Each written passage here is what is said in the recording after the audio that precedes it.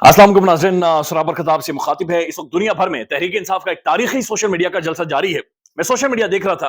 आप यकीन माने कि जो इद्दत वाले मामले में खान को सजा हुई है और बुशरा बीबी को भी, लोगों को रत्ती बराबर भी इससे फर्क नहीं पड़ा। रत्ती बराबर भी फर्क नहीं पड़ा। टस से मस लोगों को नहीं हुई, बल्कि नौजवान लड़के और लड़कियां इनका मजाक उड़ा रहे हैं, इनका थिएटर लगा रहे हैं, वो इनके साथ शुगर लगा रहे हैं। और सोशल मीडिया पर लोग ये कह रहे हैं कि अच्छा, इसे तो मुर्शद की लव स्टोरी भी पसंद नहीं आई। अच्छा, यानी ये एक वफादार बीवी को देखकर भी जेलस होता था। अच्छा, जिस तरह से खान उसे इज्जत देता था और जितने जबरदस्त ये कपल दिखते थे, जिस तरह ये अदालतों में पेश आते थे, ये देख देख कर भी जेलस होता था। जिस तरह से बुशरा बीबी अदालत में अडयाला जेल के अंदर जाकर पहुंची और उसने कहा कि बन्नी गाला शन्नी गाला गोली मारे, जनाब डील शील को मारे गोली। मैं वहां पर रहूंगी जहां पर मेरा मियां है, मैं वहां पर रहूंगी जहां पर मुर्शद है, जहां पर खान है, लिहाजा मेरे लिए वही महल है। अडयाला जेल का वो जो कमरा है, वो सेल है, मेरे लिए वही महल है, लिहाजा मुझे वहां पर लेकर जाओ। तो लोग ये मजाक उड़ा रहे हैं कि अच्छा, तुम्हें ये भी पसंद नहीं आया। सारा होता है बाजू का, किसी को सच्ची औरत की मोहब्बत नहीं मिली होती और वो बड़ा परेशान होता है और फिर वो लोगों की पकड़ियां उछालता है। फिर वो जो बड़े खूबसूरत लोग होते हैं, बड़े खूबसूरत कपल्स होते हैं, फिर वो उनकी इज्जतें उछालता फिरता है। क्योंकि होता है बहुत सारे लोगों को, औरत की जो सच्ची मोहब्बत होती है बड़ी कम ही लोगों को मिलती है और बड़े खुशकिस्मत होते हैं। तो लिहाजा सोशल मीडिया पर लोग मजाक उड़ा रहे हैं कि जनाब ये अच्छा, मुर्शिद की लव स्टोरी भी, ये इनका ये एक खूबसूरत तरीन कपल, इसको देखकर भी जेलस होते थे। मुर्शिद की मोहब्बत भरी कहानी भी इन्हें पसंद नहीं आ रही थी। तो ये सोशल मीडिया पर बहरहाल डिस्कस हो रहा है और टस से मस भी इस सारे फैसले से लोगों की नहीं हुई। टिकटॉक पर जाकर जलसा देखें, वहां पर जिस तरह से लोग हार्ट फेंके जा रहे, दिल फेंके जा रहे, यानी एक तारीखी अनप्रेसिडेंटेड है। लेकिन जो फैसला आया है, इसके ऊपर पाकिस्तान की एक बहुत बड़ी शख्सियत ने टेलीविजन के ऊपर लाइव कान पकड़े, अपने कानों को लिटरली हाथ लगाया है। उनके बारे में आपको बताते हैं, लेकिन उससे पहले मियां नवाज शरीफ साहब ने गुजरांवाला में जलसा किया है। आप यकीन माने, अगर मुझे मौका मिले कभी मियां नवाज शरीफ साहब के साथ खड़े होने में, दूर जाके खड़ा होऊंगा। मियां साहब के साथ कभी नहीं खड़ा होंगे, क्योंकि मियां साहब बातें भूल जाते हैं और फिर क्विज शुरू हो जाता है, फिर यूनिवर्सिटी के क्वेश्चन आंसर शुरू हो जाते हैं और फिर बंदा फंस जाता है। यानी आज से कुछ दिन पहले एक जगह पे जलसा कर रहे थे, कहते इस पहाड़ के पीछे क्या है। वो आगे पीछे लोग देखने शुरू, कौन से पहाड़ की बात भी ऐसा नहीं, उस पहाड़ के पीछे क्या है। वो उधर जिधर खड़े थे सारे कंटेनर के ऊपर, सबने वो पहाड़ के पीछे क्या, दूसरे से पहाड़ के पीछे क्या है। बड़ी मुश्किल से वो सफदर इधर मानसेरा में था गालिबन, और सफदर इधर वो पहाड़ के पीछे क्या है, बड़ी मुश्किल से ढूंढा गया जो पहाड़ के पीछे ये है। उसके बाद फैसलाबाद में मोटरवेज देना शुरू हो गए। मोटरवेज आगे से भी गुजरेगी, मोटरवे पीछे से भी गुजरेगी। और आज गुजरांवाला में वो जो कर गए, यानी वो तारीखी है। एक तो वो नौजवानों को चैलेंज करते रहे और फिर कंपैरिजन भी ड्रॉ करते रहे। तहरीक इंसाफ के नौजवान जिन्हें यूथ या ये मुख्तलिफ टर्म्स में इस्तेमाल करते हैं, और वहां पर खड़े नौजवानों के हवाले से कंपैरिजन ड्रॉ करते रहे। लेकिन बात करते करते मियां साहब भूल गए। अब ये सबसे मुश्किल टाइम शुरू हो जाता है। जो मियां साहब के आसपास लोग खड़े होते हैं, उनके लिए बिल्कुल एक इम्तहान शुरू हो जाता है कि अब ये क्या करेंगे। मियां साहब नाम भूल गए। कहता है वो बता मुझे, मैं क्या बात कर रहा था। ये पहले वीडियो देख लें कि मियां साहब किस तरह से बात बोले और क्या कह रहे हैं। तो क्या बात कर रहा था, क्या बात कर रहा था मैं अभी आखिरी बात क्या कर रहा था, तो क्या बात कर रहा था, क्या बात कर रहा था मैं अभी आखिरी बात क्या कर रहा था। अब आप खुद ही अंदाजा लगा लें कि ये पाकिस्तान के प्राइम मिनिस्टर बनने जा रहे हैं और ये कहते हैं कि मैंने पाकिस्तान को लीड करना, और ये अपनी बात करते करते बात भूल गए कि अच्छा मैं क्या कह रहा था। फिर आगे पीछे इम्तिहान शुरू हो जाता है, क्विज शुरू हो जाता है यूनिवर्सिटी का कि आप बताएंगे मैं क्या बात कर रहा हूं। बड़ी मुश्किल हो जाती है लोगों को। इससे आगे जाकर कहते हैं मैंने मोटरसाइकिल, मेरे दौर में एक था जो 17,000 का था, मोटरसाइकिल का नाम बताओ। तो इधर भी पूछा मोटरसाइकिल का नाम बताओ, इधर भी मरी मोटरसाइकिल का नाम क्या था। मोटरसाइकिल का बड़ी मुश्किल से मोटरसाइकिल का नाम आया जी, वो होंडा 70, पता नहीं कौन सा मोटरसाइकिल। मोटरसाइकिल कौन सा था भाई, पता नहीं कौन सा उन्होंने मोटरसाइकिल कहा जी। मोटरसाइकिल वो वाला था जो आपके दौर में 17,000 का मिलता, किसी ने कहा 63,000 का मिलता था। तो मियां साहब यानी अजीबो गरीब है, अजीबो गरीब किस्म की तकरीरें, अजीबो गरीब। यानी अब आप जलसे में कम से कम इनकी जो गुफ्तगू है, बातचीत है, वो सुने। मेरे ख्याल में सबसे ज्यादा इमरान खान के अंदर रहने का नुकसान मियां नवाज शरीफ साहब के लिए। ये दूसरा जलसा है जिसमें उन्होंने लोगों से शिकवा किया कि आप लेट आए, मैं आया हुआ था, आप लोग लेट आए हैं, लिहाजा जल्दी जल्दी मेरी तकरीर सुने, मरियम ने बातचीत करनी है, फिर हमने यहां से निकलना है। इससे पहले वाले जलसे में भी, यानी फैसलाबाद में भी उन्होंने कहा कि आप लोग लेट आए। फिर किस पीछे से को बोला जुमा था, उन्होंने कहा जुमा था, फिर भी जल्दी आना चाहिए था, आप लोग लेट आए। आज भी उन्होंने गुजरांवाला में कहा आप लोग लेट आए। गरीब कैसे लेट आए, कैसे उन्हें लाया गया है, अल्लाह उन गरीबों के ऊपर रहम करे। लेकिन दूसरी तरफ मियां साहब ने शिकवा किया है कि आप लोग बहुत ज्यादा लेट आए हैं और मैं लेट हो रहा हूं, जल्दी जल्दी तकरीर सुने और उसके बाद में यहां से खिसकूं। अच्छा, खान के अंदर रहने का इन्हें नुकसान यह है, इमरान खान मेरे ख्याल में अगर बाहर होता तो क्वेश्चन और काउंटर आर्गुमेंट्स होते, शायद वो कोई यकीनी तौर पर इमरान खान कोई वेलफेयर की बातचीत करता तो ये कोई नेड़े तेड़े वेलफेयर का कोई प्रोग्राम ही दे देते, यानी कम से कम शुगल मेले में कोई ना कोई जवाब, को पढ़ा लिखा जवाब ही दे देते। यानी बिल्कुल ही कोई अजीब फ्रेम ऑफ माइंड में। शहबाज शरीफ साहब को देख लें, ये शहबाज साहब कर क्या रहे हैं।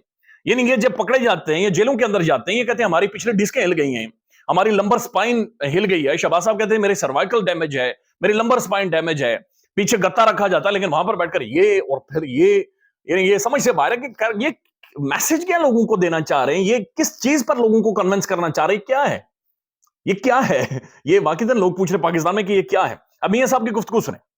یہاں پر کتنے لوگ ہیں جو یوتھ نوجوان ہیں, یوتھ ہیں, لوگوں نے جی ہاتھ کھڑے کیے, پتہ نہیں کتنے لوگوں نے, ہم نے تو نہیں دیکھے. میاں صاحب کہتے ہیں اصل یوتھ تو یہ ہے, اصل نوجوان تو یہ سارے کھڑے ہیں. جب یہ اصل نوجوان اور اصل یوتھ کہتے ہیں نا, ادب اور آداب کرنے والے, یہ اصل میں ٹونٹ مارتے ہیں یوتھیوں کو. اب یوتھیا یہ وہ ٹرم ہے جو یہ سارے یوز کرتے ہیں, یہ ان لوگوں کے لیے یوز کرتے ہیں جو خان کے ساتھ کھڑی ہوئی ہے. یہ ان لوگوں کے اوپر, اس نسل کے اوپر یوز کرتے ہیں جس نسل کے بارے میں عمران خان نے 1990s میں کہا تھا کہ میرا بچہ جوان ہو رہا ہے, میرا بچہ بڑا ہو رہا ہے. اب جو 2024 کے انتخابات آ گئے, اس کے اندر 6.5 کروڑ ووٹر وہ ہے جو نوجوان ہے, اور اس میں 2-2.5 کروڑ ووٹر وہ ہے جو پہلی دفعہ ووٹ ڈالے گا. یعنی وہی جو جس کا مذاق اڑاتے رہے یوتھیا کہہ کر, بد تہذیب کہہ کر, بے ادب کہہ کر, یہ یوتھیا اس دفعہ ووٹ ڈالنے جا رہا ہے. یہ بندہ بڑا زخمی ہے. یہ وہ نوجوان ہے جو سوال پوچھتا ہے, یہ وہ نوجوان ہے جو پڑھا لکھا ہے, یہ وہ نوجوان ہے جو ہیزیٹیٹ نہیں ہوتا, یہ وہ نوجوان ہے جو احتجاج کرتا ہے, جو پروٹیسٹ کرتا ہے, یہ وہ نوجوان ہے جو ان کی بخیاں ادھیڑ کر رکھ دیتا ہے جب یہ کوئی پروپیگنڈا کرتے ہیں. یہ وہ نوجوان ہے جو ڈرتا نہیں ہے. یہ وہ نوجوان ہے جنہیں پرانے وہ جو خیالات جن سے لوگوں کو ڈرایا جاتا ہے, دھمکایا جاتا ہے, میرے جیسا بندہ بھی آج کل ڈرتا ہے, یا سارے ہی ڈرتے ہیں پاکستان میں کوئی نہ دکھائی دینے والی بہت ساری چیزوں سے. یہ نوجوان ڈرتا نہیں ہے, یہ چھوٹتا ہے, یہ پھر بولتا ہے, یہ پھر چھوٹتا ہے, پھر بولتا ہے, اور یہ سوال کرتا ہے. یہ آج پڑھے لکھے سوال کر رہا ہے, یہ یونیورسٹیز میں موجود ہے, یہ ڈھابوں پر موجود ہے, یہ گھروں میں موجود ہے, یہ باہر موجود ہے, یہ اندر موجود ہے, اس کے پاس موبائل فون ہے, لہٰذا یہ اس سے خوف کھاتے ہیں, اس سے بہت زیادہ خوف کھاتے ہیں. اب میاں صاحب یہ کریں کہ اصل یوتھ ہے, اصل یوتھ ہے, یہ لہٰذا یہ فیصلہ کرے گی. لیکن حقیقت بات یہ ہے کہ 6.5 کروڑ ووٹر ہے, اور 6.5 کروڑ ووٹر میں بڑی تعداد یوتھیوں کی ہے. وہ یوتھ یہ جن کے پاس موبائل فون ہے, جن کے پاس انٹرنیٹ ہے, جنہوں نے خان کو سپورٹ کیا ہے, جو خان کے سوشل میڈیا کا والنٹیئر حصہ ہے, جو آج بھی ٹک ٹاک کے اوپر اس وقت لائیو جلسہ سن رہے ہیں, جن کی تعداد ملینز میں ہے.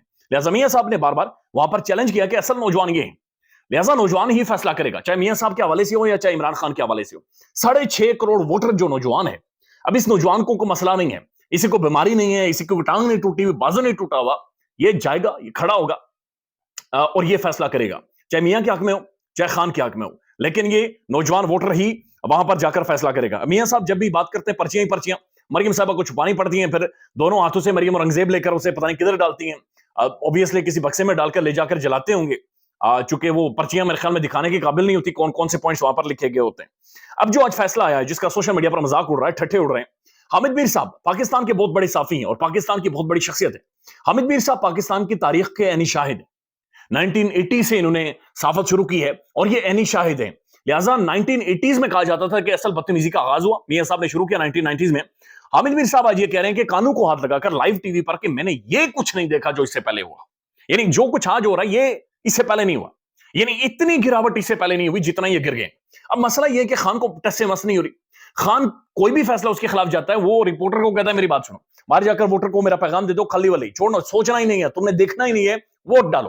8 تاریخ تمہارے لیے فیصلہ کون ہے, عدت کا فیصلہ بھی تم نے 8 تاریخ کو جا کر کرنا ہے, میری لو سٹوری کا فیصلہ بھی تم نے 8 تاریخ کو کرنا ہے. تو خان یہ کہہ رہا ہے کہ میری لو سٹوری کا فیصلہ پاکستانی عوام 8 تاریخ کو کرے گی, کہ میں اور بشرا بی بی کس طرح کے میاں بیوی تھے, کس طرح کا ہمارا رشتہ تھا اور کیا خوبصورتی ہے اس رشتے کی, یہ فیصلہ 8 تاریخ کو پاکستانی عوام کرے گی. حامد میر صاحب یہ کہہ رہے ہیں, بڑی انٹرسٹنگ بات انہوں نے کی ہے کہ خان کو جو 3 سزائیں ایک ہفتے کے اندر دی گئی, ان 3 سزاؤں کے پیچھے ایک سوچ ہے, اور وہ سوچ کیا کہہ رہی ہے.